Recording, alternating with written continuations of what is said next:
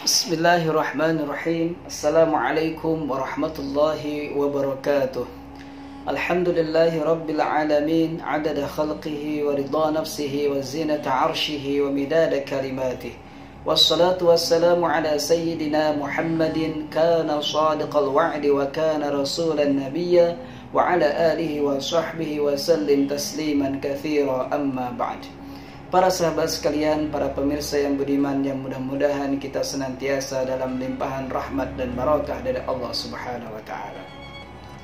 Setiap ibadah yang disyariatkan Allah kepada umat manusia pasti mengandung makna di dalamnya. Makna yang dimaksud di sini adalah manfaat yang akan kembali atau yang akan diperoleh kepada orang yang melaksanakannya. Terlepas apakah manfaat tersebut akan didapatkan secara langsung maupun tidak langsung, ataukah manfaat tersebut akan didapatkan dalam kehidupan di dunia atau nanti dalam kehidupan di akhirat kelak. Dan hanyalah Allah yang Maha tahu segala manfaat apa yang dibutuhkan oleh manusia dan bukan dari kacamata manusia itu sendiri.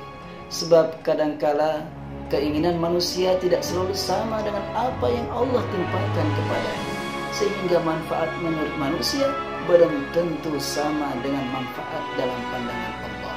Oleh karena itu, dalam syariat pasti akan ada manfaat di dalamnya.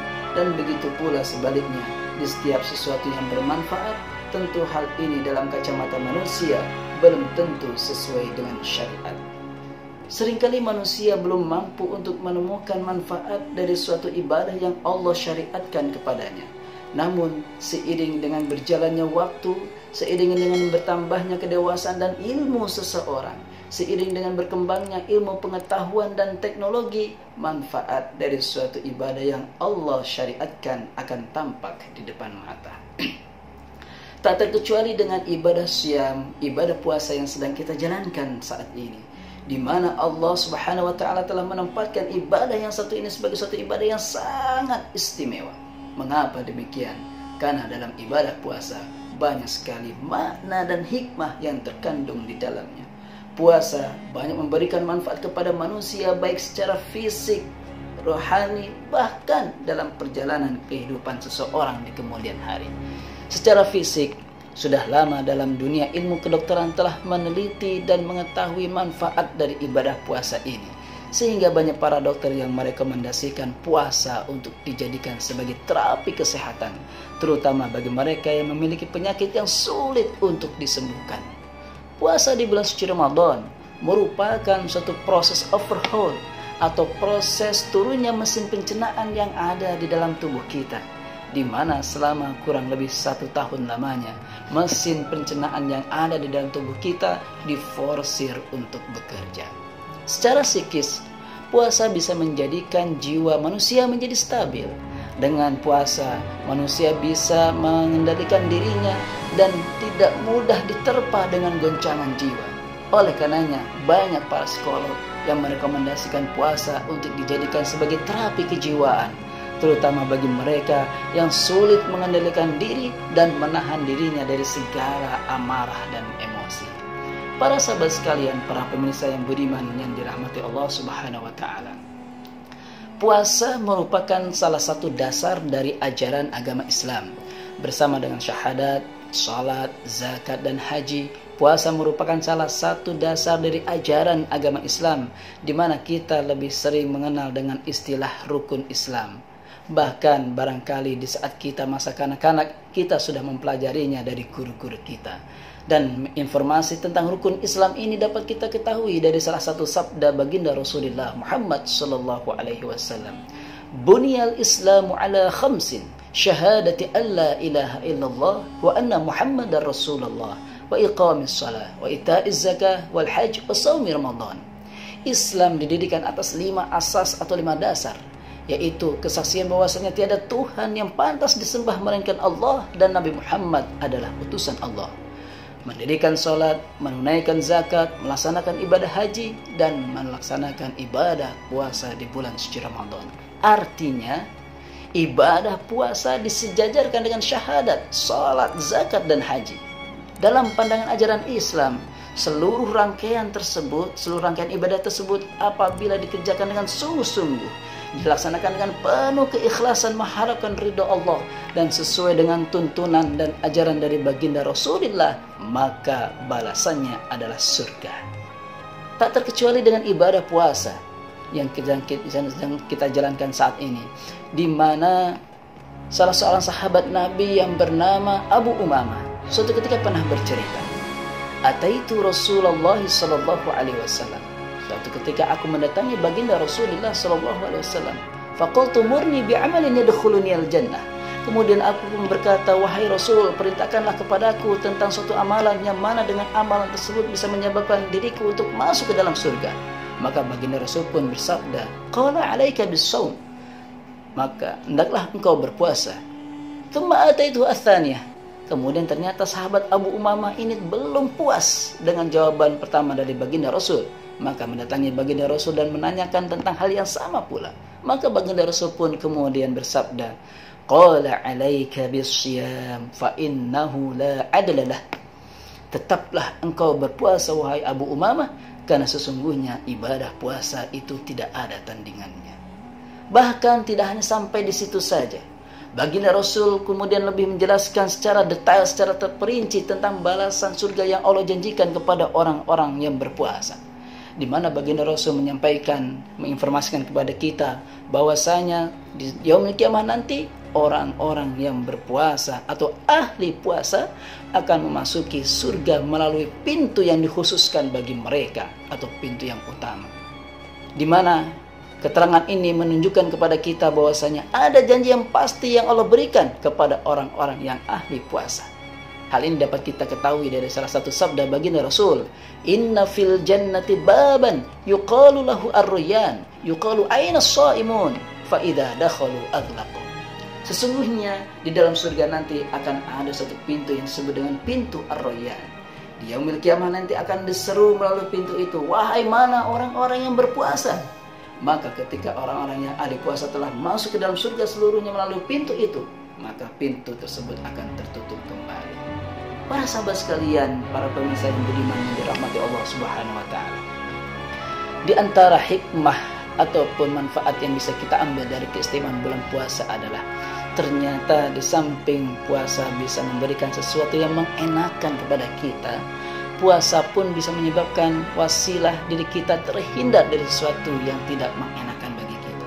Seperti kita ketahui, naluri manusia senantiasa berujung kepada dua hal, yaitu ingin mendapatkan sesuatu yang mengenakan dan terhindar dari sesuatu yang tidak mengenakan. Begitu pula dengan ibadah puasa.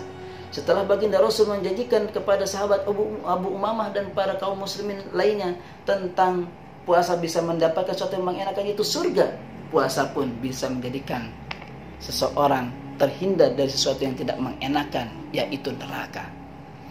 Wajar kita diajarkan doa oleh guru-guru kita dari baginda Rasulullah tentang doa sapu jagat. Rabbana atina fid dunya hasanah wa fil akhirati hasanah wa qina adzabana. Ya Allah, berikanlah kepadaku kebaikan dunia dan akhirat dan jauhkanlah aku dari siksaan api neraka. Nah, begitu pula dengan ibadah puasa. Baginda Rasul menyampaikan kepada kita tentang tentang hal ini, di mana baginda Rasul bersabda, "Man shoma yauman fi sabilillahi ba'adallahu wajhahu minan nari sab'ina kharifan." Barang siapa yang berpuasa satu hari di jalan Allah, maka Allah akan menjauhkan badannya dari siksaan api neraka selama 70 tahun lamanya. Allahu Akbar. Bayangkan para pemirsa, dengan kita berpuasa satu hari saja, Allah akan janjikan wajah kita, diri kita bisa dihindarkan dari siksaan api neraka. Bagaimana kita berpuasa selama 1 bulan penuh, selama 1 tahun, bahkan bertahun-tahun lamanya? Berapa tahun diri kita bisa terhindar dari siksaan api neraka? Bahkan tidak hanya itu saja, baginda Rasul pun kemudian menambahkan bahwasanya dengan ibadah puasa manusia bisa menjadikan puasa untuk dijadikan sebagai tameng, perisai dari siksaan api neraka. Di mana dalam salah satu sabdanya baginda Rasul bersabda, "As-syamu junnatun yastajiru bihal 'abdu minan nar wa huwa li wa ana ajzi bih." Puasa merupakan perisai, tameng yang bisa dijadikan sebagai hamba untuk terhindar dan sebagai tameng dari siksaan api neraka. maka puasa itu adalah untukku dan aku sendiri yang akan membalasnya. Para hadirin, para pemirsa yang budiman yang dirahmati Allah Subhanahu wa taala.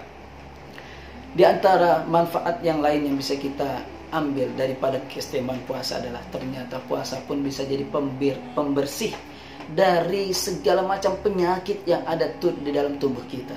Sebagaimana sabda dari baginda Rasul, likulli syai'in zakatun wa zakatul jasadi as-shaum.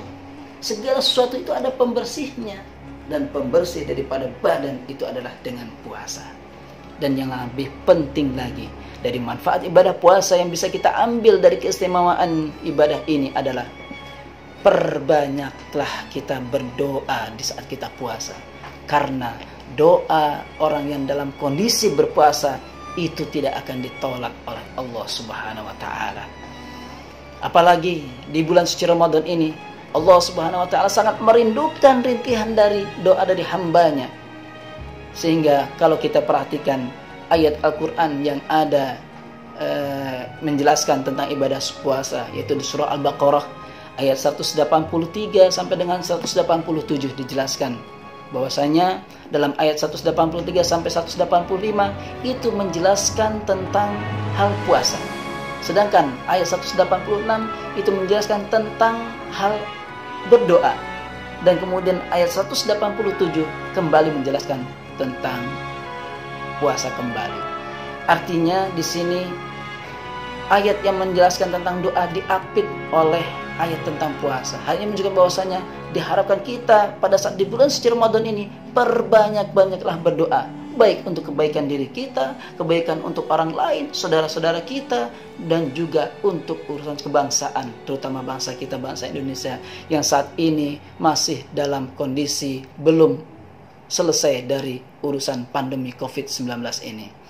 Oleh karenanya, pada saat kita berpuasa di bulan suci Ramadan ini, mari kita terus bermunajat, apalagi bulan Ramadan yang sekarang ini hendak berakhir, di 10 terakhir ini, mari kita perbanyak doa untuk kebaikan diri kita, perbaikan orang-orang kita, dan juga masyarakat dan bangsa kita secara umumnya. Itu beberapa manfaat yang bisa kita ambil daripada ibadah puasa yang bisa kita lakukan saat ini. Dan tentunya para sahabat sekalian, para pemirsa yang budiman, puasa ini tidak hanya kita laksanakan di saat kita di bulan suci Ramadan. Masih banyak puasa-puasa yang lain yang disunahkan oleh baginda Rasul yang bisa kita jadikan wasilah agar kita menjadi orang-orang yang ahli puasa. Oleh karenanya, setelah kita menyelesaikan ibadah di bulan suci Ramadan ini sebagai satu kewajiban puasa yang kita laksanakan, harapannya kita tidak berhenti berpuasa di bulan suci Ramadan, tapi kita mencoba untuk berpuasa, melaksanakan puasa sunnah seperti puasa Senin Kamis, kemudian puasa Asyura, kemudian puasa 6 hari di bulan Syawal, dan puasa Daud dan lain sebagainya, sehingga kita bisa mengambil keistimewaan puasa, menjadi ahli puasa dan mendapatkan manfaat apa yang bisa kita jadikan bekal untuk tabungan kita di akhir kelak. Demikian apa yang bisa kami sampaikan pada kesempatan yang berbahagia ini. Mudah-mudahan bermanfaat tidak hanya para sahabat sekalian, tentunya dalam diri pribadi kami. Astaghfirukum wallahu muwaffiq ila aqwamit thoriq wal hadi ila sawa'is sabil.